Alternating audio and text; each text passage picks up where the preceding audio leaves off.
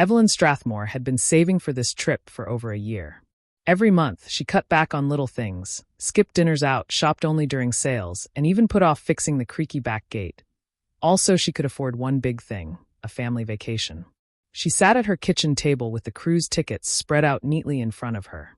Her fingers ran over the embossed letters as if they were something precious. It was more than a trip. It was her dream. A chance to be with her son Dorian and his wife Selira, to have happy memories again like they used to when Dorian was little. She pictured them laughing on the deck, taking photos together, sitting by the ocean at sunset. That evening, Evelyn put on her favorite sweater and carefully placed the tickets in a folder. She drove to Dorian's house, excited. The porch light was on when she arrived. She rang the bell, smiling nervously. Dorian opened the door. He looked tired, but not surprised to see her. Selira stood a few steps behind him, arms crossed tightly, her expression unreadable. "Hi," Evelyn said softly, holding up the folder. "I wanted to show you something. I booked it. The cruise. It's all paid for. We leave tomorrow morning." She waited for a smile. For excitement. For anything. But Dorian didn't smile. Instead, he glanced at Selira, who gave him a short, sharp look. Then he said words Evelyn never expected to hear. "Mom, you're not coming." For a moment, Evelyn thought she had misheard him. "What?" she asked, her voice barely above a whisper. "You're not coming," Dorian repeated. "Selira and I talked about it. We need some time alone. As a couple. We decided it's better if you stay home." Selira stepped closer, her voice cool. "It's nothing personal, Evelyn. We just feel like we need this trip to focus on us." Evelyn's hands tightened around the folder. The tickets inside suddenly felt heavy like stones. "But I paid for everything," she said, her voice cracking. "I know," Dorian said quietly. "And we appreciate it. But it's still our decision. Please don't make this harder." Before Evelyn could say another word, Selira reached past Dorian and shut the door. The click of the lock echoed like a gunshot. Evelyn stood on the porch, frozen, staring at the closed door. Her heart felt like it had been punched. She wanted to knock again, to scream, to demand an explanation, but she didn't. Instead, she turned, walked slowly to her car, and drove away. At home, she put the folder on the kitchen counter and sat down. The house felt too quiet, too still. She stared at the tickets for a long time, tears blurring her vision. She had spent $15,000. Money she could have used to fix her roof, to upgrade her car, to take care of herself. And now she was being told she didn't belong on the very trip she had made possible. She stayed at the table until long past midnight, replaying every memory in her head. The time she had babysat for free when Dorian and Selira needed help. The birthdays she had planned. The countless ways she had tried to stay close. Now none of it seemed to matter. The clock ticked. The refrigerator hummed. Outside, a car passed by, its headlights sweeping briefly across her living room wall. Evelyn wiped her face with her sleeve, but the tears kept coming. She imagined Dorian and Selira laughing tomorrow as they boarded the ship without her. Walking up the ramp, holding hands, while she sat at home alone. The thought made her chest ache. But slowly something changed. The tears dried. Her breathing steadied. The ache in her chest turned into something else, a tight, burning anger. By 3 a.m., Evelyn wasn't crying anymore. She was staring at the tickets again, but this time with a different look in her eyes. They were still in her name. The reservation was hers. And tomorrow morning, she would decide what to do with them. For the first time all night, Evelyn smiled, a small, sad but determined smile, and whispered to herself, "We'll see who stays home." She turned off the kitchen light, went to bed, and waited for the sun to rise. Evelyn Strathmore barely slept. Every time she closed her eyes, she heard Dorian's voice again, cold, distant, almost like he wasn't her son anymore. "Mom, you're not coming." Those words repeated in her head like a broken record. She lay in the dark, staring at the ceiling, feeling the sting of betrayal. She had raised Dorian alone after his father passed. She had worked 2 jobs, sacrificed vacations, and skipped meals just to make sure he never went without. And now, after all that, he had shut the door in her face. By 5 a.m., she gave up on trying to sleep. She slipped on her robe and went to the kitchen. The folder with the tickets was still sitting there on the counter. She pulled it closer, opened it, and touched the crisp papers again. $15,000. That was what this cost her. Months of sacrifices, weeks of searching online for the best deal, hours on the phone arranging everything. And for what? To be told she was unwanted. To be locked out of her own son's home. Her throat tightened, but she refused to cry again. Not this time. Something inside her was shifting. Evelyn poured herself a cup of coffee, though she hardly tasted it. She sat at the table, staring at the tickets. Her mind worked slowly at first, then faster. She remembered the email confirmations. She remembered that the booking was under her name. She remembered the phone number for the cruise line written in her planner. A thought crept into her mind, quiet at first but growing stronger. What if I don't let them go either? Her heart pounded at the idea. She almost laughed at herself. She was a quiet woman, the kind who baked cookies for neighbors and always said yes when asked for help. She wasn't the kind of person who took revenge. But last night had changed something.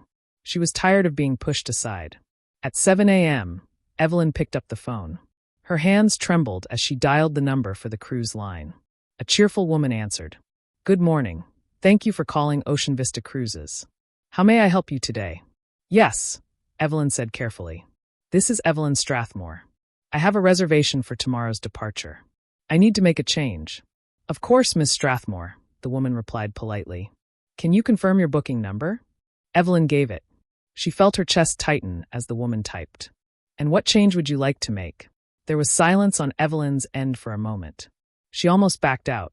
Almost said she wanted to add a name or upgrade the room. But then she remembered the slam of the door. The click of the lock. The sound of her son's voice choosing someone else over her. I'd like to remove 2 passengers from my reservation, Evelyn said firmly. Not a problem. May I have their names? Her voice didn't shake this time. Dorian Kessane and Salira Varies. There was more typing. Done, the woman said brightly. Would you like to add new guests in their place? Yes, Evelyn said, and for the first time since yesterday, her lips curved into a small smile. I'd like to add Marin Calloway. Her neighbor, Marin, had been her closest friend for years. Widowed like Evelyn, she was the kind of woman who loved to laugh and never judged. Evelyn had thought of her the night before but pushed it aside, thinking the cruise was meant to be family only. But now Marin was the family she needed. After hanging up, Evelyn grabbed her phone and called Marin. It rang twice before Marin answered, sounding groggy. Evelyn? Is everything okay? I know this is sudden, Evelyn said quickly. But how would you feel about a cruise? Tomorrow. Caribbean. All expenses paid. There was silence, then Marin burst out laughing. Are you serious? Very serious, Evelyn replied. I'll pack today, Marin said without hesitation. Thank you, Evelyn. This will be amazing. When Evelyn hung up, she felt lighter than she had in days. She looked at the tickets again, but now they weren't heavy reminders of betrayal. They were proof that she still had choices. Proof that she still had power. All day she prepared. She packed her suitcase, ironed her dresses, and even put on her favorite perfume. With every folded shirt, with every zipped pocket, she felt stronger. Meanwhile, her phone buzzed once with a text from Dorian. Just 3 words, see you tomorrow. Evelyn stared at the screen. He thought she was staying home. He thought he and Salira were walking onto that ship without her.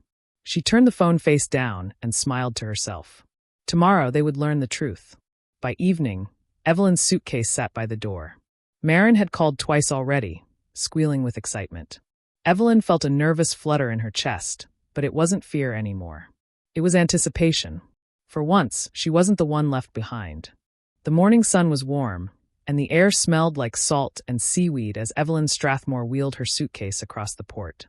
Her heart beat fast, not from the walk, but from the weight of what she had done. She glanced at Marin Calloway beside her, who looked like a child on Christmas morning, eyes wide and smile brighter than the ocean. I still can't believe this is happening, Marin said, clutching her own suitcase. A Caribbean cruise? And you're taking me? Evelyn, you're a saint. Evelyn gave a small laugh. I just thought it was time I enjoyed what I paid for. The massive ship loomed ahead, its white decks shining in the sunlight, music drifting faintly from the speakers. Travelers bustled around them, pulling luggage, snapping photos, laughing together. Evelyn took a deep breath. She had imagined this moment so many times, walking here with Dorian and Salira, but reality had changed. Now, she was walking with Marin. And that was enough. At the check-in desk, a cheerful attendant greeted them. Welcome to Ocean Vista Cruises. Boarding passes, please. Evelyn handed over the folder. The woman typed a few things, smiled, and said, All set. Evelyn Strathmore and Maren Calloway. Enjoy your trip. The sound of those words, enjoy your trip, felt like victory. Evelyn and Maren walked up the ramp, the breeze catching their hair. On deck, waiters greeted them with welcome drinks. Evelyn took her glass, the cool sweetness of pineapple washing over her tongue. For the first time in months, she felt alive. She and Maren stood at the railing, watching the crowd below still making their way aboard. People hugged, kids squealed, luggage rattled against the pavement. Evelyn sipped her drink, scanning the faces when she saw them. Dorian and Salira. They looked perfect for vacation. Matching sunglasses, bright clothes, hands clasped tightly. Salira's smile was wide, her head tilted toward Dorian as if she already owned the ship. Evelyn felt a sharp ache in her chest, but she stood still, hiding behind her sunglasses. Down at the check-in desk, the couple handed over their passports. For a moment, everything looked normal. Then Evelyn saw the attendant frown, typing quickly. She shook her head and said something Evelyn couldn't hear. Salira's smile vanished. She leaned forward, waving her hands, pointing at the folder she carried. Dorian frowned too, his voice rising. The attendant stayed calm, shaking her head again, motioning toward the office behind her. Evelyn's phone buzzed in her purse. She didn't need to look. She knew who it was. Maren nudged her. Is that? Evelyn nodded. Yes. That's them. Her phone lit up again, Dorian calling. She let it ring. On the dock below, Salira was pointing at her phone now, furious, pacing back and forth. Dorian kept gesturing toward the ship, his voice cracking with desperation. Another attendant arrived, and after a few moments, both shook their heads firmly. Dorian pulled his phone from his pocket, dialed, pressed it to his ear. Evelyn's purse vibrated again. She lifted her glass instead. The ship horn boomed, deep and loud, signaling departure. Passengers cheered. Staff shouted last calls. Luggage carts rolled quickly as the final few boarded. But not Dorian. Not Salira. From the deck, Evelyn watched as her son's face turned pale. He dropped his phone to his side. Salira slapped the air with her hands, furious, screaming at the attendants, who only shrugged and pointed toward the exit. The dock began to move away, slowly, as the ship pushed from the harbor. Evelyn lifted her phone and turned it face down on the table. She didn't need to read the texts anymore. She already knew what they would say. Mom, answer. Mom, please. Mom, what did you do? Maren squeezed her arm gently. Are you okay? Evelyn took a long breath. I am. The ship glided forward, the waves foaming against its sides. Evelyn watched the dock shrink, the figures of Dorian and Salira growing smaller, their frantic gestures fading into the distance. For a moment, her heart twisted with guilt. He was still her son. But then she remembered the sound of the lock, the door shutting in her face, the words, "You're not coming." Now they knew what that felt like. She turned away from the railing. Let's see our cabin, she said to Maren, her voice calm, steady. Together, they walked inside as the ship carried them out to sea, leaving Dorian and Salira standing helpless on the shore. The ship sailed smoothly into open water. The sound of the horn faded, replaced by the steady rhythm of waves crashing against the hull. Evelyn Strathmore stood at the railing with Maren Calloway, the salty breeze brushing against her face. Behind them, music played, children laughed, and travelers danced as the cruise began. But Evelyn stayed still, her eyes on the horizon. For the first time in a long while, she felt free. Her phone buzzed again in her purse. She didn't reach for it. She already knew Dorian. She had let it buzz for over an hour, call after call, message after message. But she wasn't ready to read them yet. Not today. Maren leaned on the railing beside her, sipping a fruity cocktail. You know, you deserve this, she said. Every second of it. I've seen you give and give and give, Evelyn. Now it's time you take something back. Evelyn smiled faintly. I never thought I'd be doing this without him. I thought this trip would fix things. And maybe it still will, Maren said gently. Just not the way you imagined. They walked back to their cabin. It was spacious, with a balcony that opened to the endless blue sea. Evelyn sat on the edge of the bed, her suitcase already unpacked, clothes neatly folded into drawers. She looked at her phone again. 74 missed calls. 30 unread messages. She finally opened the first one. Mom, what happened? Mom, they won't let us on the ship. Did you do this? Please answer. We're standing here. Everyone's boarding.